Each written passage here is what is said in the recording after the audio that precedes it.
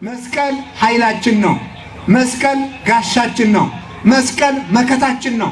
ሰይጣን እንደ መስቀል አድርጎ የሚፈራው እንደ እመቤታችን አድርጎ የሚፈራው የለም። የቤተ ክርስቲያን ትክክለኛ ሰንደቅ ዓላማ የሚባለው የአምላክ ስጋና ደም ወላዲት አምላክና ቅዱስ መስቀሉ ናቸው። ሶስቱ ናቸው።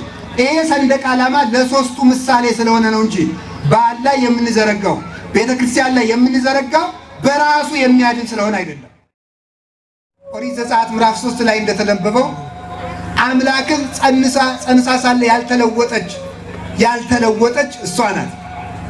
መለኮት ስጋ ለብሶ የዕለት ጽንስ ሆኖ እሱን ጸንሳው ሳለ ያልተለወጠች ቁጥቋጦይቱን እሳቱ እንዳላቃጠላት መለኮት ያልለወጣት ኢሳይያስ ምን ላይ ይናገራል? ለመሆኑ ከኛ መካከል እሳትን መታቀፍ የሚችል ማን ነው ይላል። የለም። ድንግል ማርያምን መስሎስ አምላክን በከንፈሩ የሳመ ማን ነው? በማኅፀን የወሰነስ ማን ነው? በጀርባስ ያዘለ ማን ነው? አሁን ተመልከቱ። አንድም ይላሉ አባቶቻችን እሳት የተባለ ተመልከቱ፣ እሳት የተባለ ቄርሎስ እንደመሰለው ቃል ነው። ቁጥቋጦ የተባለ ክርስቶስ ከድንግል ማርያም የለበሰው ሥጋ ነው። እሳት ቁጥቋጦውን እንዳላጠፋው ክርስቶስ ሰውነቱን ቃል ሰውነቱን መለኮት ሰውነትን አልዋጠውም፣ አልመጠጠውም። ቁጥቋጦው እሳቱን እንዳላጠፋው ክርስቶስ ሰው መሆኑ ከአምላክነት አላሳነሰው። አምላክነቱ በሰውነት አልተለወጠም፣ ሰውነቱ በአምላክነት አልተለወጠም ማለት ነው። ይሄ ነው ተዋህዶ ማለት ነው። አምላክ ሲሆን ጌትነቱ ወደ ደካማነት በደካማ ሥጋ ምክንያት አልተለወጠም። እንደገና ደግሞ ደካማ ሥጋ የነበረው አምላክን ሲዋሃድ ሥጋ ጨልጦ ጠባዩን ትቶ የኛው ከተዋህዶ ነው። ነገም ደግሜ ደጋግሜ እናገራለሁ እስከ ዘላለሙ ድረስ የሀገራችንም የዓለምም የነጻነት ምንጭ ተዋህዶ ናት በእውነቱ ማለት ነው። ያለ ተዋህዶ ነጻነት የለም። ያለ ተዋህዶ ሰላም የለም። ሰላም የመጣው በተዋህዶ ምክንያት ነው።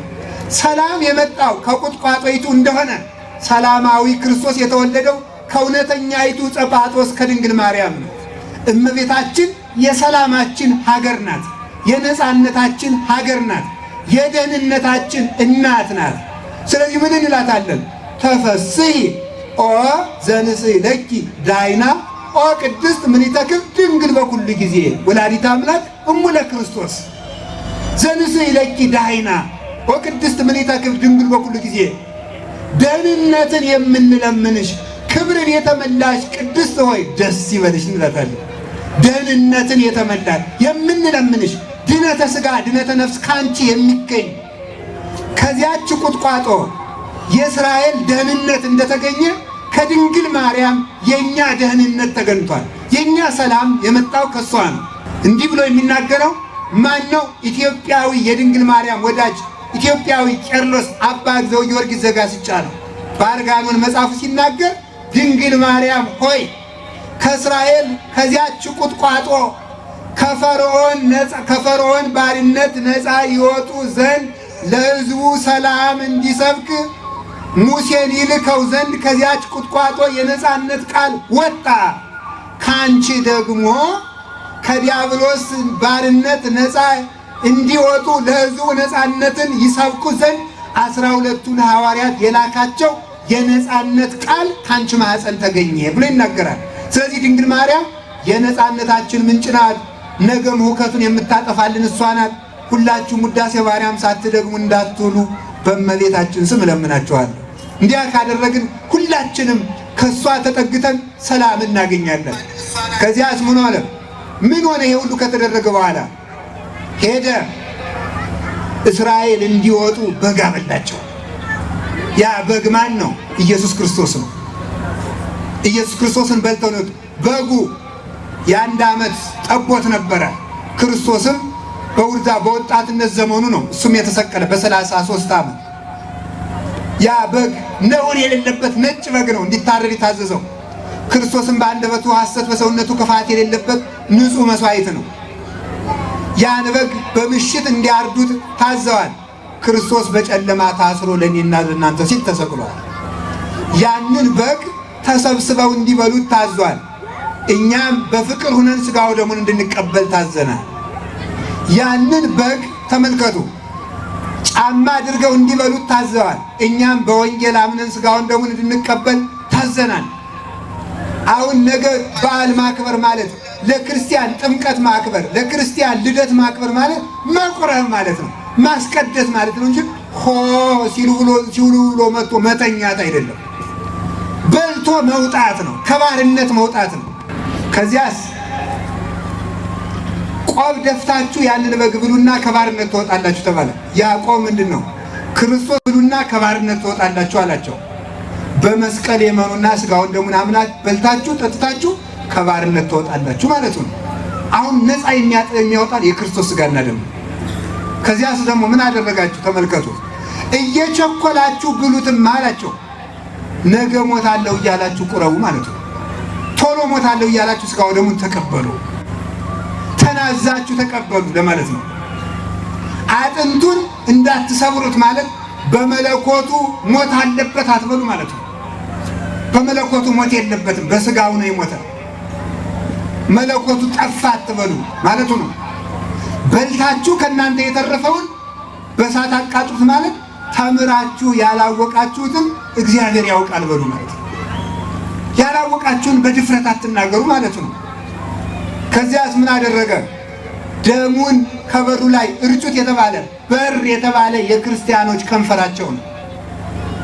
ደሙን ከበሩ ላይ እርጩት ማለት አንደበታችሁን በክርስቶስ ደም አትሙት፣ ከበሩ ላይ የተረጨውን ደም እያየ ሞት ይርቅላችኋል ማለት የቆራቢ ሰው አፍ በሥጋው ደሙ የታተመ ስለሆነ መቅሰፍት ያልፈዋል ማለት ነው። ከዚያ ውጭ አሁን በየሰፈሩ እየመጡ ምን እያደረጉ ነው? ይህም ባንዲራ ታዩታላችሁ።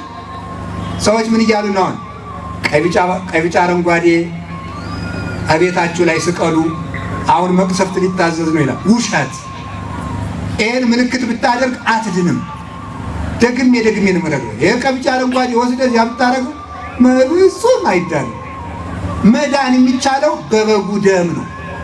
የበጉ ደም የክርስቶስ ሥጋና ደም ነው የሚያድነን። የእናቱ የድንግል ማርያም ምልጃ ነው። በቤተ ክርስቲያን በየቦታው እየተናገርኩት ነው፣ ወቅቱ አስቸጋሪ ስለሆነ። ሰንደቅ ዓላማውን በየቤታችሁ የያዛችሁ ሰዎች ትድናላችሁ የሚሉ ሰዎች ስላሉ ነው። የቤተ ክርስቲያን ትክክለኛ ሰንደቅ ዓላማ የሚባለው የአምላክ ሥጋና ደም፣ ወላዲት አምላክና ቅዱስ መስቀሉ ናቸው። ሦስቱ ናቸው። ይሄ ሰንደቅ ዓላማ ለሦስቱ ምሳሌ ስለሆነ ነው እንጂ በዓል ላይ የምንዘረጋው ቤተ ክርስቲያን ላይ የምንዘረጋው በራሱ የሚያድን ስለሆነ አይደለም። የሚያድነን የክርስቶስ ሥጋና ደም፣ የእናቱ ምልጃ፣ የመስቀሉ መከታነት ነው የሚያድነን። ከዚያስ ይህንን በልተው ወጡ። ሥጋውን ደሙን ተቀብለን ከሞት ባርነት እንድንወጣ እግዚአብሔር ፈቃዱ ይሁንልን። ከዚያስ ከወጡ በኋላስ ምን አደረገ? ተመልከቱ። እንደገና ለቅቅ ያለው ያለ ፈርዖን ተከተላቸው። አይገርማችሁም? ሰይጣን አንድ ጸበል ስትጠመቁ ለቀቁ ይላል። መልሶ ረቡዕ ከች።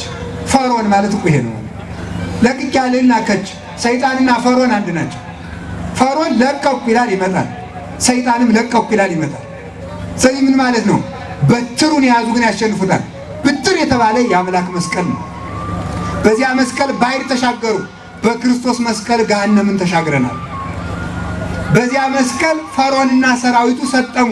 በዚህ መስቀል ሳጥናኤልና ሰራዊት ሰጥመውልናል። መስቀል ኃይላችን ነው። መስቀል ጋሻችን ነው። መስቀል መከታችን ነው። አባ ገብረ ክርስቶስ የተባሉ አባት በረሃ ላይ ሲተኙ ምን እንደሚያደርጉ ልንገራችሁ። ምንም ነገር አያደርጉ። ከበረሃው ላይ ካሉበት አንድ ሌላ ሰው ይመጣል። አገኙት። ምን ሆነ ነው? ፈርቼ ከምኑ ላይ ልተኛ? አውሬ ቢበላኝ። እዚህ አካባቢ ብዙ እባብ አለ። ተኛሉ። አስተኙና ዙሪያውን ክብ መስመር አሰመሩ። ከክቡ መስመር ላይ መስቀል በጣታቸው አፈሩን በቃ ተኛ። እንግዲህ ምንም አትሆንም አሉ። ጠዋት ሲመጡ በጣም ነው የሚያስደንቃቸው። ጠዋት ሲመጡ በጣም ብዙ እባብና ዘንዶ ከቦ ከመስመሪቱ ሳያልፍ አገኙት። የሚገርማችሁ በመስቀል ምልክት አፈሩን ስላማተቡት ማለት ነው። ቤታችሁ ውስጥ ፍርሃት ጭንቅ ካላችሁ መስቀል አደረጋችሁ። ከግቢያችሁ ውስጥ ሁሉ መስቀል አድርጉበት። የመስክ እንጨቱን አመሳቅላችሁ አቁሙበት። አይወድም ሰይጣን። ሰይጣን የመስክ እንደ መስቀል አድርጎ የሚፈራው እንደ እመቤታችን አድርጎ የሚፈራው የለም። ያንን አድርጎ ወጡ። ከዚህ በኋላ እግዚአብሔር እስራኤልን መና ከደመና አወረደላቸው። ደመናይቱ እመቤታችን፣ መናው እሱ። ውሃ ከጭንጫ አፈለቀላቸው። ጭንጫይቱ አለቲቱ እመቤታችን፣ ውሃው ኢየሱስ ክርስቶስ። መጨረሻ ላይ በደመና ጋረዳቸው ብያቸዋለሁ። ቀን በደመና ሌሊት በእሳት። እሳት ሆኖ የሚመራቸውም ያው ደመና ነው። ይሄ ርዕሳችን ይሄን ነበረ። ቀን በደመና ሌሊት በእሳት መራቸው ነበር ርዕሳቸው። ደመናው እስራኤል ወደ ከነዓን ሲጓዙ እጅግ በጣም አስጨናቂ ሐሩር በረሃ ስለነበረ 7 አይነት ደመና ነበር የሚመራቸው። አንዱ በኋላ ጠላት እንዳይከተላቸው፣ አንዱ በፊት የሚያበራላቸው ነው። አንዱ ደግሞ ራቅ ብሎ ሄዶ ገደል ደልድሎ የሚቆያቸው ነው። እሾህ ለቅሞ እንቅፋት አስወግዶ መንገድ ጠርጎ የሚቆያቸው ነው። አንዱ በግራ ያደርጋል፣ በግራ የሚመጣ ጠላት እንዳያጠቃቸው፣ ከዱር የወጣ አውሬ እንዳይመታቸው፣ ሽፍታ እንዳያገኝ። አንዱ በቀኝ፣ አንዱ ደግሞ የሚረገጡት መሬት እንዳያቃጥላቸው ምንጣፍ ይሆንላቸዋል። አንዱ ደግሞ ምን ያደርጋል? በላያቸው ላይ የፀሐይ ሙቀት እንዳያቃጥላቸው ይጋርዳቸዋል። እንዲህ አድርጎ እግዚአብሔር ሌሊት ደግሞ እሳት ሆኖ እያበራ ይወስዳቸዋል። ሲያርፉ ደግሞ ከድንኳን ሆኖ መብራቱን ያሳድራቸዋል። እንዲህ ያለ ደመና ሰጥቶ እስራኤልን መርቶ ወደ ርስት አደረሳቸው። በአጭር ቃል ለመጨረስ ትምህርቱን ደመና የተባለች እመቤታችን ናት። 7 ደመና የተባለ 7 ጠባይዋ ነው። 4 የሥጋ ጠባይ ያላት እንደኛ፣ 3 የሥጋ የነፍስ ጠባይ ያላት። በ7 ደመና መርቶ ርስት እንዳወረሳቸው ማርያም ማለት መርህ ለመንግሥተ ሰማያት ማለት ነው። መንግሥተ ሰማያት መርታ የምታስገባ ማለት ነው ትርጉሙ። በታች እንዳያቃጥል እንደሚጠብቃቸው በላይም እንዳያቃጥላቸው እንደሚጠብቃቸው ማርያም ታይካ በምድር ወታይካ በሰማይ። እመቤታችን ከምድር መቅሰፍትም ትጠብቀናለች፣ ከሰማይ መቅሰፍትም ትጠብቀናለች፣ ከቀን ወራሪ ከሌሊት ሰባሪም ትጠብቀናለች። በ7 ደመና መራ። በየቀኑ ሲሄዱ ደመናው እንደሚመራቸው በየቀኑ ከልጇ የምታደርሰን የመንገዳችን መሪ እመቤታችን ቅድስት ድንግል ማርያም ወላዲተ አምላክ ሩቅ መንገዳቸውን እንደሚደለድላቸው የመንግሥተ ሰማያትን ጉዞ በየቀኑ ከሚመገጥመን ችግርም የምትጠብቀን ፊታችን ላይ ያለችው ደመና፣ ራቅ ያለውን ጎዳና የምትደለድልልን የመንግሥተ ሰማያትን እንቅፋት የምታስወግድልን፣ ዙሪያችን ከከበበን መከራ ነፃ የምታወጣን የልጇ ኃይል ያደረባት የበረከት ምንጭ እውነተኛይቱ ደመና እመቤታችን ናት። ሙሴና አሮን እስራኤል በጠላትነት ተነስተው በድንጋይ ወግረው ሊገሏቸው ሲሉ ጋርዳ ያዳነቻቸው ደመና እመቤታችን ናት። ሁላችንም ከሞት መጋረጃ ጋርዳ ታድነን እመቤታችን።